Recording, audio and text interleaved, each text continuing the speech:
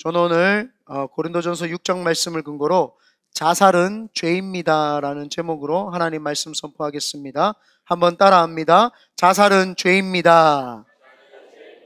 오늘은 조금 무거운 주제로 말씀을 증거를 합니다. 그래서 무거운 주제로 다루기 때문에 반드시 기독교인들이 알아야 될 문제이고 또 증거되어져야 될 문제입니다. 그래서 성령 하나님께서 말씀을 들을 때에 이해와 은혜가 넘칠 수 있도록 여러분들이 소원하시기를 예수님의 이름으로 축원드립니다.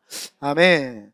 얼마 전에 며칠 전에 전남 진도에서 일가족이 자살을 이제 하는 사건이 발생을 하게 됩니다. 광주에 사는 40대 후반의 지모 씨가 1억 6천이라고 하는 그 상당히 금전적인 빚을 지고 있었습니다. 그러다 보니까 그 생활고에 어려워서 아내하고 이야기를 해서 우리가 약을 먹고 수면제를 먹고 그리고 차를 몰아서 그 전남 진도 앞바다에다가 우리가 빠져서 죽자. 그렇게 해서 그 고등학생 두 아들과 엄마와 아빠가 이렇게 네 가족이 전남에 가서 광주 사시는 분인데 전남에 가가지고 하룻밤 그 에어비앤비라고 하죠. 그 펜션에서 하룻밤을 묵고 그 다음에 공원에서 음료수 아들 둘이에게는 그 이야기를 안 하고 엄마하고만 둘이 남편하고 아내하고만 상의를 해서 그래서 그 수면제를 음료수에 타가지고 자녀들에게 주고 아내도 먹고 자기도 먹고 그렇게 해서 이제 차를 몰고 이제 전남 앞바다에다가 빠져 들어갔습니다. 그래서 물이 점점 차오르니까 남편이 너무 무서워가지고 다들 잠들어서 그렇게 있는데 그 남편이 잠들지를 못했는지 무서워서 그분의 진술에 의하면 창문을 깨고 나와서 자기는 너무 공포감이 와서 그래서 헤엄쳐서 밖으로 나왔어요. 그래서 남편만 살았다라고 뉴스에서 이제 보도되었고 처음에는 경찰이 수사했을 때 이 사람이 혼자 가족들을 살해하려고 했다라고 하는 살해 혐의로서 이 사람을 봤는데 알고 봤더니 블랙박스를 보니까 아내하고 함께 우리가 생활고에 너무 힘드니까 자살을 하자라고 하는 이제 그렇게 이제 결론이 나왔죠. 이 뉴스를 듣는데 너무나도 가슴 아프고 안타까웠습니다. 만약 우리 주위에 이런 분들이 있다면 여러분들 반드시 위로를 해주시기를 바랍니다. 우리도 모르는 사이에 존재하고 있다면 어떻게 우리가 도움의 손길을 그들에게 이렇게 뻗을 수 있는지 우리가 고민해 봐야 될 줄 믿습니다. 교회가 해야 될 일이 그겁니다. 사회에 이런 일이 일어나지 않도록 먼저는 기독교인들이 주의를 잘 돌봐야 되죠. 그래서 우리가 많지 않지만 있는 걸 가지고 나누어주고 구워주고 베풀어주고 그들에게 사랑을 증거하고 그렇게 되지 않도록 얼마나 생활고에 힘들었으면 자살이라고 하는 것까지 생각을 했겠습니까? 그리고 고등학생 그 10대 되는 아이들의 생명까지 앗아갈 정도로 앞으로 살아갈 길이 얼마나 많은데 부모님의 그 잘못된 선택으로 그 자녀들이 죽게 되었잖아요. 이게 전 세계 통계적으로 보면 한국이랑 일본 이 두 나라가 그게 심각합니다. 다른 전 세계적으로 자살을 할 때 자녀들과 함께 동반 자살을 하는 것은 잘 없습니다. 일가족이 자살하는 경우는 없습니다. 자녀의 삶을 위해서 부모가 죽는 경우는 있고 자살하는 경우가 있으나 자녀에게 피해가 안 되기 위해서 그렇게 하는데 그렇게 자살을 해버립니다. 그러니까 이 뉴스를 듣는데 너무너무 가슴이 아프고 사실은 힘들었죠. 그래서 스스로 그분들이 마음을 오픈하지 않으면 그 누구도 도와줄 수 없습니다. 그래서 우리는 누군가의 죽음 앞에서 그 가족들을 위해서 애도해야 하고 함께 슬퍼해 드려야 됩니다. 시간이 되면 자주 찾아가고 식사도 같이 하고 위로도 해줘야 되죠. 그래서 주위에서 혹여나 그렇게 자살을 했거나 자살을 했는 가족들이 있다면 우리가 반드시 위로를 해야 됩니다. 그나마 이마저도 사실은 여의치가 않습니다. 왜냐하면 우리도 각자 생활이 있고 살기 바쁘다 보니까 그런 분들을 돌아보는 것도 한시적이지 계속해서 돌아볼 수가 없죠. 그래서 우리 기독교가 해야 될 일은 주위에서 소외된 사람들이 있는지 또 그분들이 어떤 생활고에 있는지 이런 것들을 자꾸 돌아봐야 되죠. 그래서 저희 교회가 하는 것도 홈리스 사역을 하는데 너무너무 갔다 오면 가슴이 아픈 게 해줄 수 있는 게 없어요. 해줄 수 있는 게 우리가 샌드위치 사서 기도 간절히 해주고 아픈 부위에 손 얹어주고 안아주고 손잡아주고 이거밖에 할 수 없는 거예요. 그 심정. 그래서 때로는 하나님 저한테 돈이라도 많이 주시면 내가 하나님 좋은 건물을 해서 저 사람들 시키고 교육도 시키고 막 그렇게 하고 싶은데, 그래서 저희 교회도 홈리스 나가는 이유가 사실은 그거잖아요. 사회의 가장 취약계층인 그 사람들을 돌볼 사람이 없어요. 한 번도 누가 찾아와 주지 않는 그들에게 우리가 매주 찾아가서 손잡아주고 기도해주면 그분들에게 조금이나마 좀 힘이 되지 않을까, 사실 그런 생각을 해봤죠. 그래서 기독교가 해야 될 것은 가장 사회계층에서 낙후되어 있고 또 사람들과 소외되어 있고 떨어져 있는 그들을 돌보는 것, 그게 바로 기독교가 해야 될 일입니다. 저는 이런 경험을 직접적으로 체험한 사람으로서 사실은 되게 많이 공감을 합니다. 제가 전도사 초년 시절에, 우리 성도들은 제가 간증 몇 번을 했기 때문에 아시지만 온라인으로 보시는 분들이 오해가 있으실까 싶어서 제가 다 이제 말씀을 드리려고 합니다. 이 자살이라고 하는 주제가 사실은 무거운 주제에서 끝나는 것이 아니라, 이 자살이라고 하는 주제가, 괜찮아요, 놔두세요. 자살이라고 하는 주제가 사회적인 굉장히 이슈가 있어요. 왜냐하면 자살을 하면 지옥이 가냐 안 가냐 뭐 이렇게 해서 기독교 안에서도 막 문제가 있는데, 그런 것이 사실은 중요한 것이 아닙니다. 그런 것이 중요한 것이 아니라 어떤 인식을 가지고 있느냐가 더 중요하죠.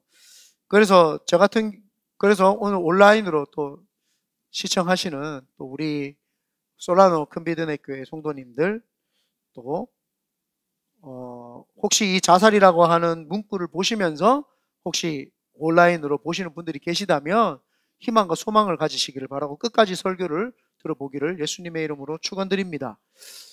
주원이 형제인가? 제가요 이름을 한번 들으면 2달 정도 돼야 외우는데 한 주간 기도를 했어요. 하나님, 우리 주원이 형제 왔다가 갔어요. 주일 안 왔어요. 하나님, 이렇게 했는데 왔어요. 그래서 제 이름을 기억을 하고 있어요. 우리 성도들은 다 알아요. 제가 이름 기억을 제일 못해요. 제가 굉장히 명석하고 똑똑한데 이름을 잘 못 외워요. 이름을. 찬양자매가 지난주에 저한테, 목사님 제 성이 뭔지 알아요? 김찬양 아닌가요? 근데 왜 박찬양이라고 적었냐고. 죄송합니다. 제가 이름을 잘 못 외워요. 그래서 여튼 그렇습니다. 무거운 주제인데 너무 웃겼나요? 죄송합니다. 여튼 네, 좋은 형제 잘 왔습니다. 여튼 오늘 이 설교는 무거운 주제지만 희망을 안고 돌아가기를 바랍니다. 그래서 제가 전도사 초년 시절에 맡은 부서 초등부가 있었는데 그 초등부 학생들이 300명이 넘었어요. 초등부 학생들이 300명이 되니까 교사 선생님만 해도 45명 정도 됩니다. 그 45명 중에 젊은 선생님이 20대 초반의 선생님이 저한테 와서, 목사님 상담 한번 해주시겠습니까? 라고 저한테 이야기를 했어요. 근데 전도사죠. 전도사님 상담 좀 해주시겠습니까? 그래서 제가 너무 이제 사역이 바쁘니까 지금은 일정이 꽉 차 있고 나중에 시간을 좀 잡아가지고 같이 한번 상담합시다 라고 하고 저는 제 사역을 하러 갔어요. 그런데 그날 그 자매가 목숨을 이제 끊고 이제 그런 사건이 벌어졌죠.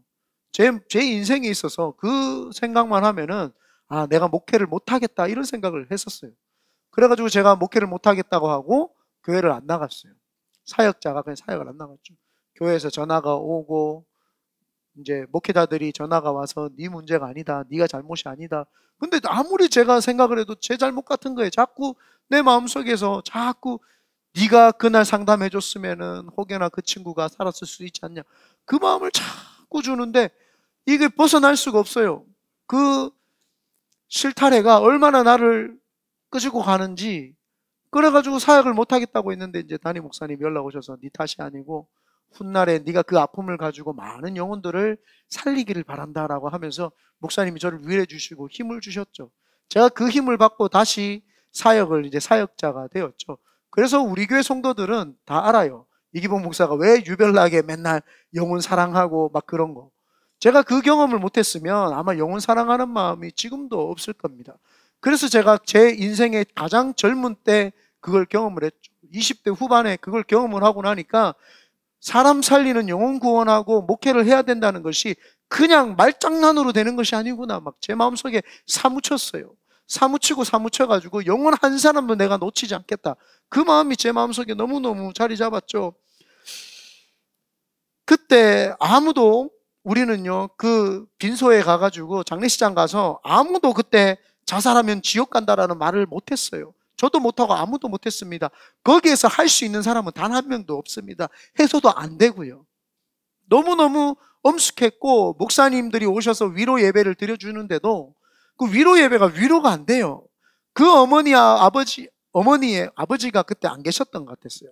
어머니의 그 울부짖는 소리가 엉엉 그런 울음이 아니에요. 그냥 악에 바친 그 목소리였어요. 저는 아직도 그 울음이 기억이 납니다. 그냥 그 속에서 창자가 끊어질 것 같은 그 울음소리가 막 들리는데요. 너무너무 많이 울었어요. 그런데요, 한 사람도 그 자리를 뜨질 않았어요. 그 위로 예배가 끝났는데도요, 그 빈소를 성도들이 다 지켜줬어요. 다 지켜주고 한 사람도 나가는 사람 없고요, 있었어요. 그리고 집에 갔다가 짐을 챙겨와서 다 같이 자고 직장에 가고 막 그런 일들이, 아름다운 일들이 벌어졌죠. 그렇기 때문에 어느 누가 그 자살을 한 그 자녀를 둔 그 빈소에 가가지고 자살은 지옥입니다, 그런 말을 합니까? 그런 말을 하는 사람도 없어요. 그런 인식이 없는 사람은 크리스천이 아니에요. 그런 위로의 장소에 가서 어떻게 자살하면 지옥 간다라는 말을 합니까? 만약에 그게 지옥을 간다고 할지라도 그 말은 우리가 섣불리 입으로 꺼내서는 안 됩니다. 그래서 얼마나 그 엄숙했던 그 분위기가 제 인생의 목회의 첫 스타트였고 첫 시작이었죠. 장례식 빈소는요, 굉장한 엄숙했지만 굉장히 뭔지 모르는 그 따뜻함도 흘렀어요. 목사님들이 수시로 찾아오셔가지고 예배를 드려주고, 수시로 성도님들이 그 3일 동안 지켜주고, 그뿐만 아니라 그 엄마가 늘 딸이 2명 있었는데 큰언니하고 엄마하고 상실감이 있으니까 성도들이 매일 찾아가서 신방 예배 드려주고, 그때 구역장님들, 지역장님들이 늘 가서 신방 드려주고, 우리 청년부도 가서 같이 집에 있으면 안 되니까 그 큰 언니는 밖으로 나오라고 해가지고 같이 밥 먹으러 가고 같이 해주고 막 그렇게 했었죠. 그렇기 때문에 이 자살이라고 하는 문제는 가볍게 우리가 다뤄서도 안 되지만, 그렇다고 해서 이거를 왜곡해서 봐서는 안 되죠. 자살에 대한 여러 견해들이 있습니다. 전통적인 견해는 이 어거스틴, 우리가 잘 알고 있는 어거스틴이라고 하는 사람이 하나님의 도성이라고 하는 책에서 자살은 자기 자신을 살해하는 행위이기 때문에 성경의 10계명에 살인하지 말라는 말씀이 있다. 그래서 자살은 자신을 살해했기 때문에 그것은 죄이고 그 사람은 지옥 간다라고 하는 내용이 그 하나님의 도성이라고 하는 성 어거스틴이 썼죠. 그 사람이 300년대에 AD 300년대 시대의 사람이기 때문에 그 사람의 신학이 중세 교회를 뒤덮었던 거예요. 그래서 보편적으로 자살하면 지옥 간다라고 하는 그런 어떤 기독교 안의 그 분위기가 그때부터 만연하게 쭉 자리 잡아갔죠. 이 견해가 제가 잘못됐다는 이야기를 하는 것이 아닙니다. 견해 중에 보편적인, 지금 우리가 전통적인 견해에 대해서 지금 말씀을 드리죠.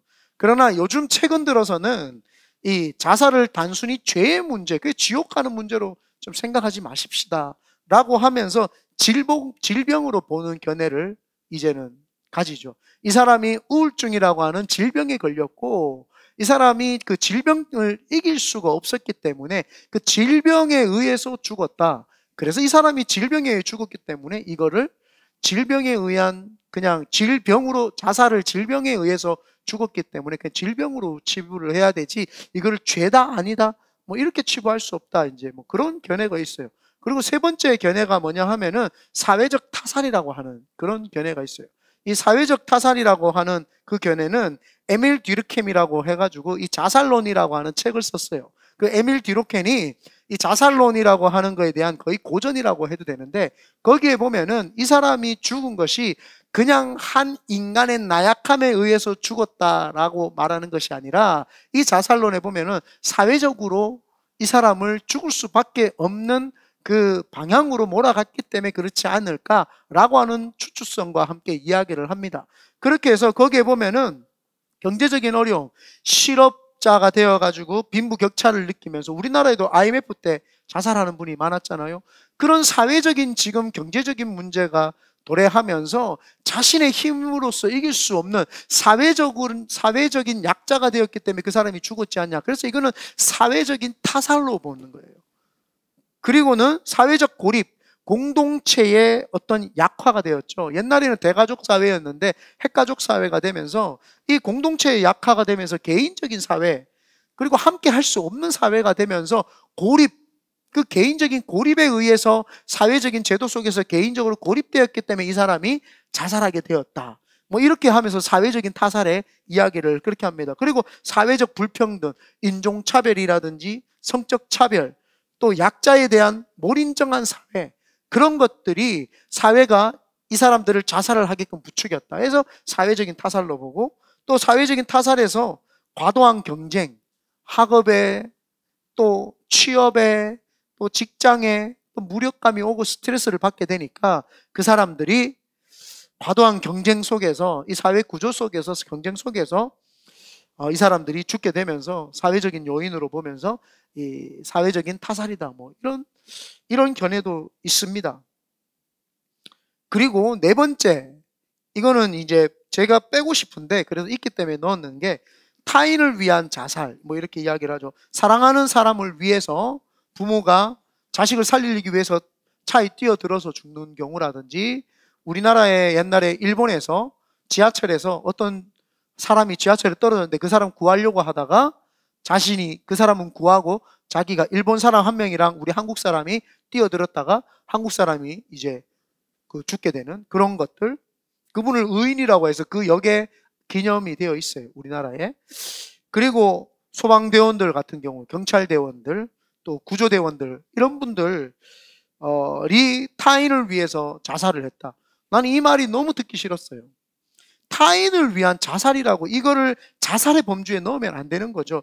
이거는 이 네 번째, 이 자살에, 이 타인을 위한 자살, 이거는 제가 개인적으로 이걸 묵상을 했어요. 하나님, 이걸 타인을 위한 자살이라고 표시를 했는데 이거는 자살이 아니지 않습니까? 뭐라고 하나님 표현하는 게 좋겠습니까? 라고 해서 제 개인적인 견해입니다. 뭐라고 하는 게 좋겠습니까? 그러니까 이 타인을 위한 자살이라는 표현보다 사명을 다한 삶이다 라고 하는 게 맞는 거죠. 예수님께서 인류를 위해서 십자가에 못 박혀 돌아가셨어요. 타인을 위한 자살인가요? 인간의 모든 죄를 위해서 그분이 대신 죄를 짊어지시기 위해서 십자가에서 가시면서 그분이 죽으셨어요. 그럼 이거 사회적인 타살인가요? 사회가 예수를 죽여야 된다라고, 하나님이 허락하셨던, 하나님이 이 땅에서 온 인류의 죄를 짊어지시고 십자가에서 돌아가시게끔 하나님이 예수 그리스도에게 사명을 부여하셨고 그 사명을 다한 날이었기 때문에 그건 사명이죠. 소방대원으로서 직업적인 사명을 다해서 타인을 위해서 목숨을 바쳤기 때문에 그분은 사명을 다한 의인으로서의 삶을 마친 거예요. 부모가 자식을 위해서, 자식이 부모를 위해서 장기를 기증하고 자기를 내어주고 또 부모가 자식을 살리기 위해서 하는 거는 하나님이 우리에게 주셨던 피부치들을 살리기 위한 사명을 다한 것이지, 그걸 자살의 범주에 집어넣었더라는 거예요. 그래서 제가 이해가 안 되는 거, 화가 났죠. 아무도 알아주지는 않더라고요. 제가 화낸다고. 사랑하는 사람을 위해서 대신 죽은 것, 이거는요 사명을 다한 의인이라고 표현하는 게 맞죠. 자살의 범주에 넣어서는 안 됩니다. 그래서 제가 이거를 통해서 자살을, 이게 종용하는 것은 아니지만, 자살을 하라고 부추기는 것은 아니지만, 자살이라고 하는 것에 대한 타당한 근거 자료로서 이들이 자꾸 제공을 하는구나, 이런 생각이 들었어요. 그래서 그러면 성경에서 말하는 자살이 무엇인가를 찾아봐야 되잖아요. 성경의 구약에 보니까 5명이 자살을 했더라고요. 한 사람이 누구냐? 사울왕이에요. 전쟁에서 패해서, 블레셋과의 전쟁에서 패하면서 그들에게 끌려가서 수치와 곤욕과 수모를 당할 것을 알고 자기가 그 무기 든 옆에 자기의 무기를 든 그 병사에게 나를 죽이라고 합니다. 근데 그 병사가 두려워서 더덕대서 내가 어떻게 왕을 죽일 수 있습니까?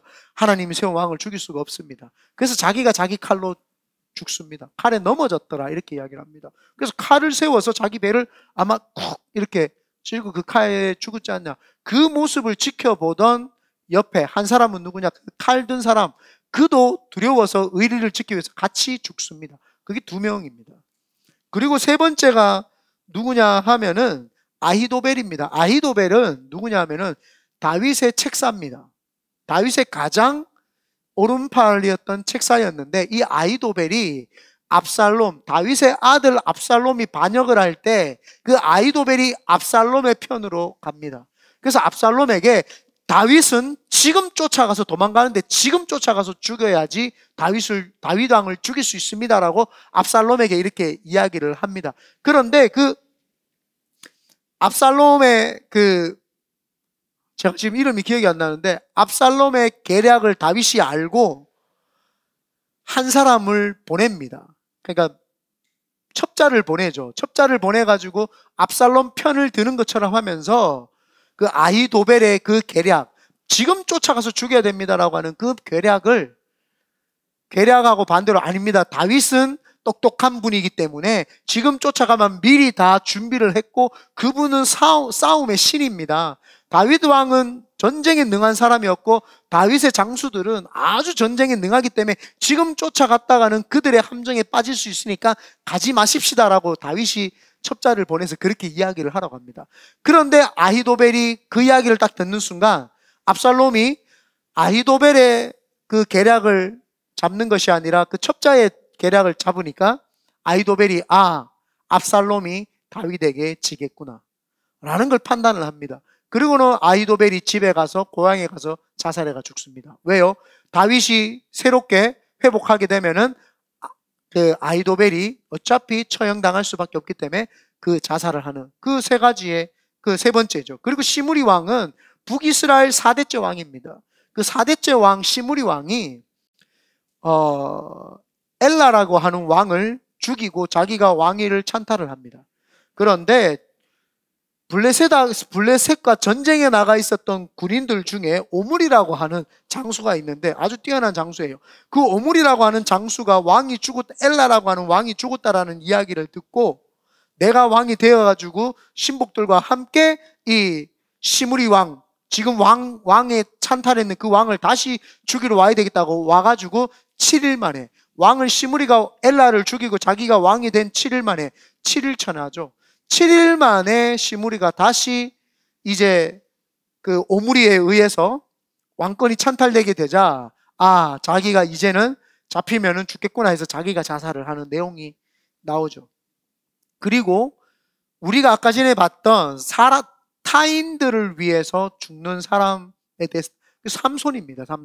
삼손이라고 하는 사람을 자살로 보는 견해가 있더라고요. 이거를 자꾸 성경에서, 이게 구약에 굉장히 유명한 신학자예요. 신학자가 그 이야기를 했어요. 제가 굉장히 존경했던 분이었는데 그분 견해가 삼손도 다른 사람을 위해서 자살을 한 걸로 이렇게 자꾸 그 자살 범주에 넣는데, 삼손은요 드릴라 때문에 잡혀가서 눈이 다 뽑히고 머리가 다 잘려서 죽을 지경이 됐습니다. 그때 삼손은 하나님 앞에 회개의 영이 임합니다. 하나님, 제가 하나님 앞에 잘못했고 하나님 다시 저에게 힘을 한번 주십시오. 이 블레셋 사람들이 나를 조롱합니다. 3,000명이 모여서 그 삼손을 조롱할 때 하나님 힘을 주십시오 했을 때 하나님의 영이 그에게 임해서 하나님이 힘을 주시죠. 하나님이 힘을 줬다라는 거 하는 것은 하나님이 이 사람을 마지막에 사용하겠다는 거예요. 마지막 사명을 다한 것이 삼손이었어요. 그래서 기둥 2개를 잡고 넘어뜨렸을 때에 거기에 사람 3,000명과 함께 이 삼손이 죽게 된 거죠. 삼손도 사명을 다해서 죽은 사람이었기 때문에 마지막에 회개하고 사명자가 되었던 거죠. 이 5명이 이 사울의 그 신복과 그 다음에 그 아히도벨과 그 다음에 시므리 왕과 삼손, 이 5명입니다. 이 5명이 자살한 내용을 보면서 성경에는 아무 말도 하지 않습니다. 성경에는 자살에 대한 이야기가 없습니다. 이 성경을 누가 썼어요? 사무엘이 썼습니다. 사무엘이 이 내용을 왜 썼을까요? 이 내용을 왜 썼냐는 거예요. 그리고 사무엘과 그 다음에 그 역대상, 에스라, 이 사람들이 이 책을 왜 썼냐는 거예요. 자살에 관련된 책을 쓴 것이 아니다 말이에요. 그러니까 거기에 자살에 대한 내용이 없다라고 하면서 자살은 우리가 판단해서는 안 된다 이렇게 이야기를 합니다. 그 신학자들이 그래서 자살은 우리가 판단을 해서는 안 됩니다. 뭐 이렇게 이야기를 합니다. 오늘 돌아가셔서 자살에 대한 설교나 이거를 논쟁을 했는 사람들의 한번 영상을 한번 찾아보시길 바랍니다. 사회적 타살에 대해서 제일 많이 이야기를 하고요. 기독교인들이 자살한 사람들에게 정죄하지 마십시오. 우리가 언제 정죄를 했어요? 정죄한 적 단 한 번도 없고요. 오히려 애도하고 가슴 아파하죠. 한 번도 정죄한 적이 없습니다. 근데 자꾸 정죄한 것을 바탕으로 자꾸 이야기를 해요. 난 누가 정죄를 했다는 건지 모르겠어요. 누가 자살한 사람을 누가 정죄한 사람이 있어요? 여기 정죄하신 분 있으면 손 들어보세요. 없잖아요. 근데 그걸 자꾸 기독교인들이 자꾸 자살한 사람들을 지옥 간다고 판단을 하고 그러면 안 됩니다. 막 사회적으로 목사님이 아무리 인품이 넓고 이해심이 넓고 포용력이 있어도 목사가 사람을 구원해 줄 수 있는 게 아니에요. 목사가 돌아가신 분들을 이해하고 그분들의 마음을 애도한다고 해서 그분들이 지은 죄가 없어지는 것은 아닙니다. 자기 자신의 아량이 넓은 것을 자꾸 뽐내고 싶어서 그런 말들을 하시는 분들 제발 좀 지양해 주시기를 바랍니다. 그런 말로서 사람들의 잘못을 우리가 아무리 해석을 한다고 해석이 안 되잖아요. 그것은 하나님과 그 개인의 1대1 관계예요. 1대1 관계인데 내가 포용력이 넓어가지고 자살을 한 것에 대해서 우리가 성경에 뭐 기록이 되어 있지 않기 때문에 그렇게 말할 수 없다. 그래서 근거 자료로 우리가 이야기하는 건 신약으로 돌아가 보면 우리가 잘 알고 있는 신약에 한 명이 죽었잖아요. 예수님의 제자였던 가룟 유다가 죽었잖아요. 가룟 유다가 죽었을 때 성경의 기록은 태어나지 않았으면 오히려 더 나았고 좋았을 뻔했다라는 거예요. 그 말이 뭐예요? 지옥 같다는 말이죠.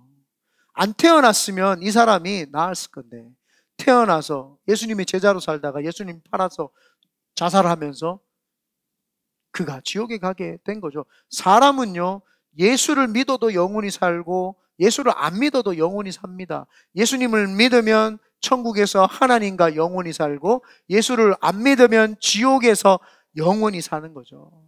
우리는 영원히 살기 위해서 예수를 믿는 것이 아니라 천국에서 하나님 아버지와 함께 살기 위해서 예수를 믿는 것이지 영원히 살기 위해서 예수 안 믿어도 영원히 살아요. 그건 지옥에서 영원히 사는 거죠. 그래서 우리가 이 성경을 근거로 해서 봤을 때 자살은 누가 뭐라 해도 죄입니다. 제가 천국 가는지 지옥 가는지는 내 권한이 아니기 때문에 제가 말할 수 없습니다. 그러나 가룟 유다는 지옥 갔습니다. 가룟 유다는 지옥 갔죠. 그러나 자살은 누가 뭐래도 죄인 것은 분명합니다.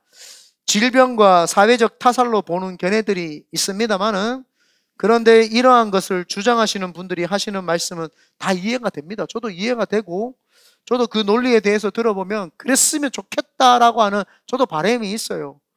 자살을 했지만 그 생활고에 죽었는데 하나님이 좀 살려주시면 어떨까? 이런 마음 저도 있죠. 네, 저도 있습니다. 그러나 그거는 하나님의 소관이지 우리 소관은 아니다 라는 것이죠. 그러나 그분들은 꼭 지옥 가지 않는다라고 말을 한다면 그분들의 지옥 가는 거에 대해 죄송합니다. 다시 이야기할게요. 질병과 사회적인 타살로 보는 견해들을 이야기하시는 목사님들 때문에 단 한 명이라도 자살을 한다면 그 책임은 그 목사님들이 같이 져야 됩니다. 그 영상을 보고 자살을 합리화하거나 그랬다면 그 목사님들은 책임을 져야 됩니다. 그러나 오늘 제 영상을 보시고 자살하면 지옥 갑니다라고 하는 이야기를 듣고 자살을 되돌이켰다면 여러분은 오늘 사시는 겁니다. 포용력과 이해심이 넓다고 해서 어찌 지옥 가는 것이 사실에서 벗어날 수가 있겠습니까? 물론 생명은 하나님께 속해 있으니 하나님의 주권입니다. 하지만 목사의 양심으로 지옥 가는 것을 말하지 않으면 혹 누군가가 그 말씀을 듣고 자살을 한다면 그 책임은 누가 집니까? 여러분, 지옥이 보입니까? 보이면 큰일 납니다. 안 보이죠? 여러분, 천국 보입니까? 안 보이시죠? 대답 좀 해줄래요? 아멘 연습 다시 해야 되나요? 준혜 형제 두 번째 와가지고 이 교회는 맨날 아멘 연습만 한다 하겠어요? 여러분, 천사가 보입니까? 안 보이잖아요. 안 보인다고 해주세요. 네. 여러분, 하나님 보이십니까? 안 보입니다. 그런데 우리는 안 보이는 하나님을 믿고, 안 보이는 천사를 믿고, 안 보이는 지옥과 천국을 믿습니다. 아멘. 아멘. 그런데요, 왜 이 땅에 질병과 사회적 갈등 요소들을 부추기는 마귀는 못 봅니까? 왜 마귀는 안 믿어요? 하나님도 믿고, 천사도 믿고, 천국도 믿고, 지옥도 믿는데 왜 마귀는 안 믿냐는 거예요. 그 목사님들이 뺀 것이 뭐예요? 마귀에 대한 이야기를 뺀 거 아닙니까? 마귀가 이 사회적인 질병을 가져다 주고, 사회적인 갈등과 분열을 가져다 주고, 전쟁을 가져다 주고, 경쟁을 일으키고, 사람들을 부추겨서 사회의 문화와 사회에 있는 모든 것들을 마귀가 장악을 했는 걸 왜 그건 안 믿냐는 거예요. 그분들이 질병, 우울증이라고 하는 질병을 누가 가져다 줬냐는 거예요. 마귀가 가져다 준 거 아닙니까? 이 사회 갈등을 분열시키고 우리가 서로 사랑해야 되는데 사랑하지 못하게 만드는 게 누구입니까? 마귀 아닙니까? 왜 이 시대에 마귀는 안 믿냐는 거예요. 보이지 않는 하나님은 믿으면서, 보이지 않는 천사도 믿고, 보이지 않는 천국도 믿고, 보이지 않는 지옥도 믿는데 왜 보이지 않는 사탄은 안 믿냐는 거예요. 사탄이 있다고 성경에도 기록하고 있잖아요. 그러면 성경에서 말하는 그 사탄이 하는 게 뭐예요? 죽이고 멸망시키고 우리로 하여금 잡아서 지옥 끌고 가는 일 아닙니까? 그러면 자살을 누가 줬냐라는 거예요. 자살하게끔 그 상황을 만드는 게 누구냐는 거예요. 우리는요, 자살을 종용하는 그 사탄 마귀에게 속았기 때문에 결국에는 우울증이 걸리고 결국에는 경제적인 문제가 왔을 때 자살로 가는 거 아닙니까? 그러면 사탄의 말을 들었기 때문에 그 사람은 지옥 가는 거 아닌가요? 이게 뭐 제 논리인지 아닌지 저는 모르겠습니다. 저는 성경에 기반해서 이야기를 하는 겁니다. 성경에 사탄 때문에 사탄이 가룟 유다에게 들어갔어요. 맞나요? 성경에 사탄이 가룟 유다의 생각에 들어가서 가룟 유다로 하여금 예수님을 팔게끔 만들었죠. 그리고는 예수님을 판 죄책감이 들어서 그 대제사장들에게 가가지고 내가 무고한 예수님을 죽였다고 하면서 은삼십을 도로 주니까 네 머리에 피는 네가 도로 가져가라. 그래가지고 그가 예수님을 죽인 그 죄책감, 죄에 대한 책임을 질 수 없어서 그가 자살을 한 거 아닙니까? 그거를 부추긴 게 누구냐는 거예요. 마귀잖아요. 아담과 하와가 죄를 짓게끔 만든 장본인들이 누구예요? 사단이잖아요. 성경에 사단이 있다고 자꾸 우리에게 이야기를 해줍니다. 그런데 많은 사람들은 사단의 존재를 안 믿어요. 안 믿어요. 하나님은 믿고 천사도 믿는데 영적인 존재는요, 이 세상에 네 종류예요. 하나님, 천사, 마귀, 그리고 사람입니다. 그래서 사람은 동물들과 같이 아니하고 하나님의 영이신 성령님에 의해서 인격이라는 걸 가지고 그 인격을 가지고 생각을 가지고 하나님께 나아갈 수 있죠. 동물들은 각혼이기 때문에 각혼을 가지고 있기 때문에 하나님께 나아갈 수가 없어요. 그래서 동물이 동물을 죽였다고 살해했다고 하지 않습니다. 호랑이가 사슴을 잡아먹었다고 살인자라고 하지 않습니다. 저기 호주인가 어디에 가면은요, 쥐들인지 뭔지는 모르겠는데 갑자기 막 절벽을 달려서 다 같이 자살하는 동물이 있어요. 예전에 제가 설교를 했는데 그 서치하다가 못 찾았어요. 제가 한번 찾아보시길 바랍니다. 막 자살. 그럼 이들이 자살했다 이렇게 말하지 않습니까? 그건 동물은 그냥 죽은 거죠. 그냥 우리가 왜 동물이 죽었을 때에는 우리가 왜 난리법석을 안 떨어요? 그건 그들에게는 인격이라는 게 없고 하나님의 양심이 없고 하나님이 주신 그 생기, 기운이 없기 때문에 그들에게는 생명력이 있다고 우리가 보지 않습니다. 그냥 육만 가지고 있고 각혼, 조금의 지능을 가지고 있을 뿐이지 그 동물들은 그렇지 않죠. 근데 왜 사람이 죽으면 우리는 가슴 아파하고 힘들어합니까? 영적인 거기 때문이잖아요. 그래서 인간, 이 하나님, 천사, 마귀, 인간, 이 네 분류만 영적인 존재라는 겁니다. 그런데 다 인정을 해요. 하나님도 인정하고 천사도 인정하고 인간도 인정을 하는데 왜 굳이 마귀만 인정을 안 하냐는 게, 기독교에서 그 마귀에 대한 실체를 이야기를 안 해주니까 성도들이 자기에게 문제가 다가왔는 게 왜 왔는지를 모르는 거예요. 그냥 내가 살다가 문제가 왔는가 보다 이렇게 생각을 하는 거죠. 그 문제를 가져다 주는 것들 중에 물론 살다가 실수해서 일어나는 것도 있지만 또 근본적으로 마귀가 우리 잘 믿는 예수 잘 믿는 사람들을 넘어뜨리기 위해서 마귀가 우리의 생각이나 사람들을 통해서 악한 사람들을 통해서 역사를 하는 거예요. 그래서 초대교회의 네로 황제에게 마귀가 들어가서 사람들을 핍박을 하고 중간중간에 히틀러에게 마귀가 들어가서 유대인들을 600명 학살을 하고 이게 지금 말이 돼요? 여러분 얼마나 그게 사탄의 무리잖아요. 왜 하나님께서 적과 꿀이 흐르는 가나안 땅에 있는 가나안 족속들을 멸하라고 하셨어요? 그들이 우상, 바알과 아세라를 섬기는 우상을 너무너무 악하게 섬기기 때문에 그 마귀에게 사로잡힌 족속들이기 때문에 가나안 7족속을 주님이 멸하라고 했던 거예요. 그들의 생명이 아깝지 않아서 주님이 그런 것이 아니라 그들은 벌써 마귀에게 씌어서 마귀의 자녀들이기 때문에 주님이 처단할 것을 명령을 하셨죠. 그들의 삶은 가나안 7족속의 삶은 이스라엘 백성들이 와서 그들을 처단하는 순간 그들의 삶은 하나님 생사화복을 주관하시는 하나님의 생명을 그냥 끝으로 그들에게 마감을 주신 허락이에요. 그게 삶입니다. 그런데 인간이 하나님의 허락된 인생, 그 인생에서 사단이 들어와서 그들을 괴롭힌다는 걸 인정을 안 하기 때문에 자꾸 목사님들도 신학자들도 사회적인 타살이다, 질병이다 막 이런 이야기를 하는 거예요. 마귀의 존재만 알았다면 그 마귀를 주는 게 질병을 주는 게 누구냐? 아, 마귀의 존재일 수 있구나. 우울증을 주는 게 누구냐? 마귀일 수 있구나.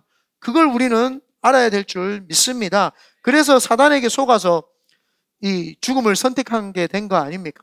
그래서 우리는 이것을 질병의 문제로 볼 수도 있지만 또 사회적 타산으로도 볼 수 있지만 근본적으로는 사탄의 장난으로 우리는 봐야 된다라고 하는 사실입니다.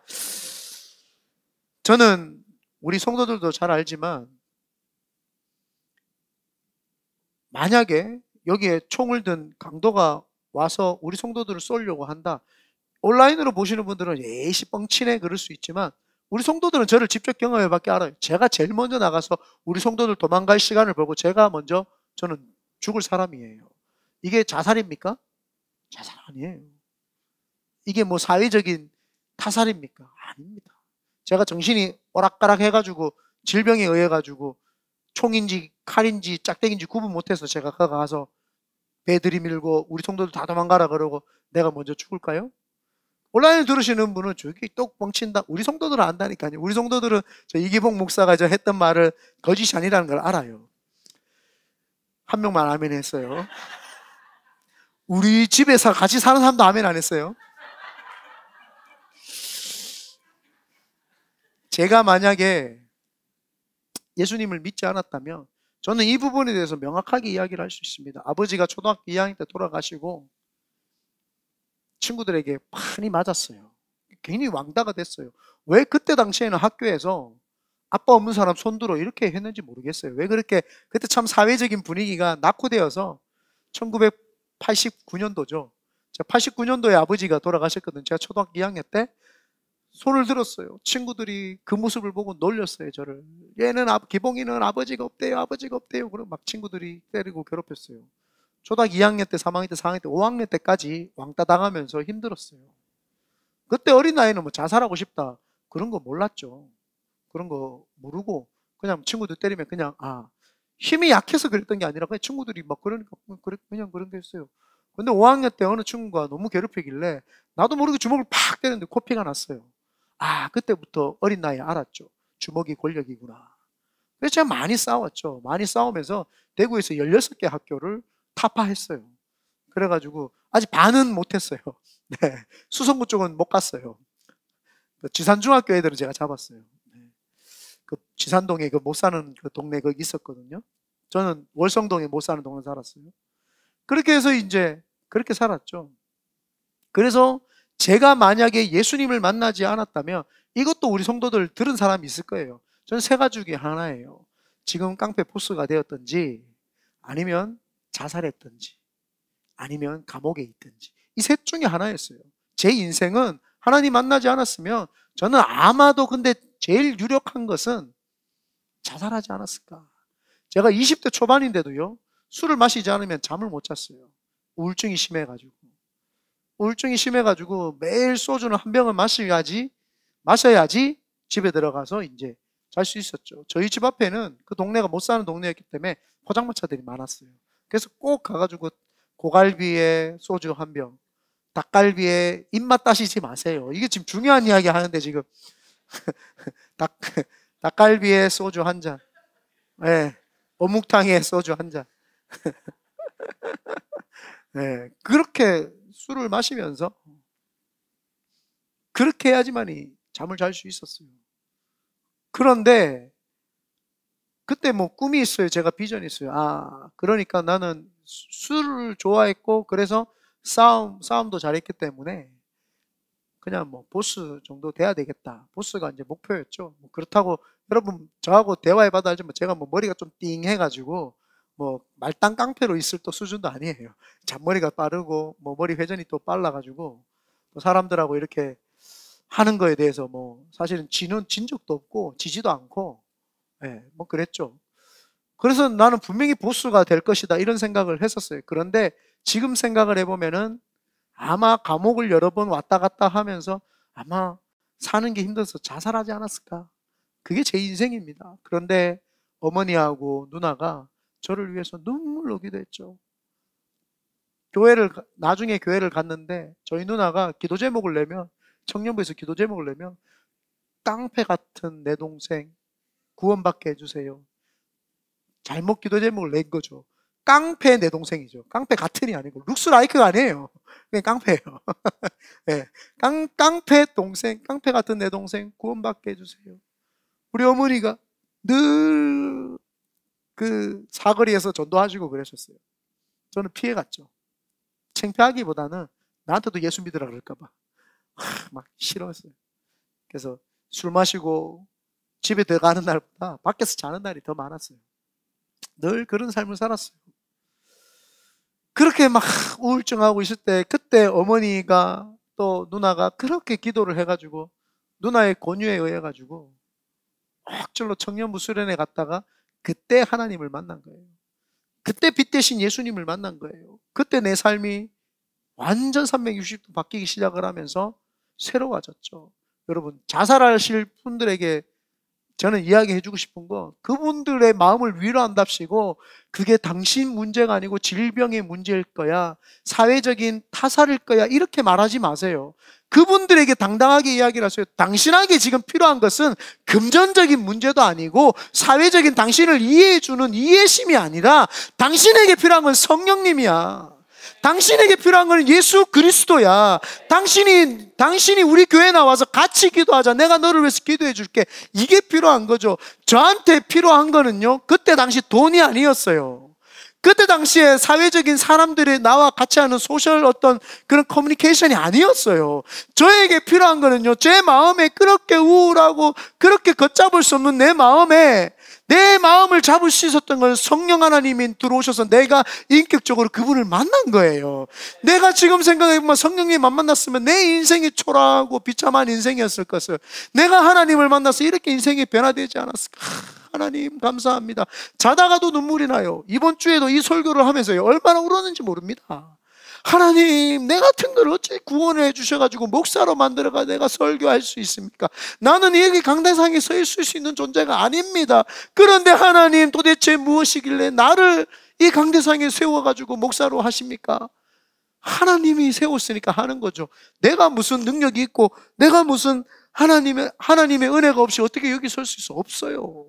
그냥 꺼져가는 등불이었고요. 상한 갈대에 지나지 않았어요. 그냥 스쳐 지나가는 사람으로서 지나가다가 밟으면 밟히는 인생이었어요. 그런데 하나님이 만나주신 거죠. 하나님이 만나주시면 변화되지 못할 사람이 없어요. 그분들에게 소개해야 되는 것은 사탄이 우리를 괴롭히고 우리를 넘어뜨리니까 사단에게 속지 말고 예수 믿고 성령 받으라. 성령 받고 변화되면 네 인생이 바뀐다. 여러분요, 제 인생이 바뀌니까요 10원도 없어도 살맛이 나더라고요. 내가 너무 무식한데도요, 사람들이 만나는데 유식한 이야기를 해도요 부끄럽지가 않더라고요. 내가 살아온 인생이 억적같이 살았는데도요, 내가 하나님 만나고 나니까 이야, 이 인생 살고 싶다. 나를 구원해 주신 하나님이 누구신가? 하나님을 내가 알고 싶다. 이런 마음이 들어요. 여러분, 자살하고자 하는 사람한테 포용력을 가지고 이해심을 가지고 그들을 이해한다요? 그런 건 없어요. 그들에게는 오히려 들어오지 않을걸요. 우리가 뭐 포용하는 척하고 동정심을 가진 척하면은요, 들리지도 않아요. 그들에게 필요한 분은 성령님이시죠. 그들에게 필요한 분은 예수님이세요. 그래서 예수님이 오시고 성령님이 오셔서 그들의 마음을 확 잡으면 변화되는 거예요. 저는 그래서 많은 사람들이 오순절 교단, 순복음 교단을 뭐 이상하다 웃기지 마라. 내 죽어야 되는 사람을 살려낸 것이 우리 교단이에요. 이 교단에 들어와서 성령 받고 내가 기도하면서 살았어요, 내 인생. 그런데 내가, 여러분 알지만 뭐 학식이 부족해요, 뭐 지식이 짧아요, 그렇잖아요. 근데 그 지식을요, 생명력을 불어넣는 게 뭐냐? 성령님입니다. 그래서 성령님이 그 속에 들어오면은요, 말씀 증가하는 게 달라져요. 그 말이 폭포수같이 나가면 사람을 살리는 거고 변화시키는 거고, 성령님이 사람을 만져야지 사람이 변화되는 거지, 무슨 목사가 지식을 가지고 잘 전달한다고 사람이 변화가 돼요? 성령님이 오늘 이 시간에 말씀 듣는 자들에게 그 심령을 흡입하고 변화시키고 생각을 바꾸면 그 사람이 바뀌는 줄 믿습니다. 그래서요, 저는요, 너무너무 하나님을 알고 싶고 삼일체 하나님이 누군지 너무 궁금하고요, 그분이 주신 나의 비전이 너무 궁금했어요. 왜 나 같은 존재를 하나님 살리셨을까? 그러면은 내가 가지고 내가 할 수 있는 비전이 있지 않을까? 그래서 그 비전에 대해서 막 20대 때 기도하는데, 성령님에 대한 신학을 공부하면서 선교를 보게 됐어요. 선교를 보니까 이 복음이라고 하는 것이 이스라엘로부터 시작을 해서 터키, 소아시아 지역과 유럽을 거쳐서 이제 그 오세아니아와 아메리카 대륙을 거쳐서 이제 이것이 남미 대륙과 그 다음에 이제 대한민국을 거쳐서 중국으로 막 가고 있고, 이제 다시 배투 예루살렘 쪽으로 가고 있다는 것이 제 눈에 보이기 시작을 하더라고요, 선교를 공부하는데. 그래서 제가 하나님 선교 보내달라고, 하나님 중국 보내주십시오 라고 해가지고 제가 그렇게 기도를 했던 거예요. 그래서 나는 중국에 가서 내 사명인가 보다 하고 중국 가려고 그렇게 발버둥을 쳤었죠. 그런데 하나님이 저를 미국에 보냈어요. 저도 제가 왜 미국에 있는지 모르겠어요. 그런데 단 하나 제가 알고 있는 사명, 내같이 죽어야 될 사람을 하나님 살리셨다면 내같이 또 죽을 영혼이 있다라는 것, 그 사람을 살리라고 저를 부르신 줄 믿습니다. 그래서 제가 미국에 그렇게 죽어가는 사람들이 많기 때문에 나를 보냈구나. 그래서 저는 여기서 지금 제 사명을 다 감당하고 있는 줄 믿습니다. 여러분, 이제 속지 마시기를 바랍니다. 나사렛 예수님의 이름으로 우울증에게 명령하세요. 이 더러운 마귀야, 네가 나한테 우울증을 가져다 주냐? 떠나갈지어다. 사회적인 타살이라는 말에 위로받지 마시고 그 자리를 박차고 일어나 여러분과 함께 기도해주고 함께 눈물을 흘려줄 수 있는 주위에 있는 교회를 찾아가세요. 그래서 함께 기도하고 함께 사시기를 바랍니다. 그리고 그런 성도들이 왔을 때 제발 교회에 기도불이 꺼지지 말기를 바랍니다. 많은 한국 교회와 미국 교회에 기도불이 다 꺼져가지고 이제는 기도하고 싶어도 할 수가 없어요. 가슴 아파요. 힘들어가 교회 찾아왔는데 기도를 안 해요. 교회가 교회의 본질을 상실한 거죠. 그냥 논리 가지고 그거는 질병이다, 사회적 타살이다, 그런 소리 하기 전에 제발 좀 기도해 주십시오. 제발 좀 교회에서 한 시간씩 기도하고, 그런 사람들이 하나님, 우리 교회에 만약에 죽어야 될 사람이 있다면 그 사람이 다른 데 가지 말고 우리 교회에 와서 우리 교회에서 변화받을 수 있도록 해달라, 그렇게 기도하십시오. 말쟁이가 되지 말고 사람을 살리는 그런 역사가들이 되시기를 예수님의 이름으로 축원드립니다. 아멘. 그럴 때 자살이 아니라, 자살을 거꾸로 하면 살자가 됩니다.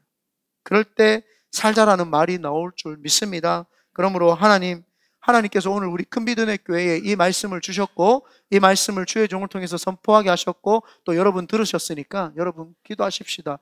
여기 캘리포니아 지역, 특별히 저희들은 산호세를 담당하고 있잖아요. 산호세 지역에 홈리스들 보면 가슴 아프잖아요. 그들이 언제 어느 시에 자살을 해도 이상하지 않을 사람들이에요.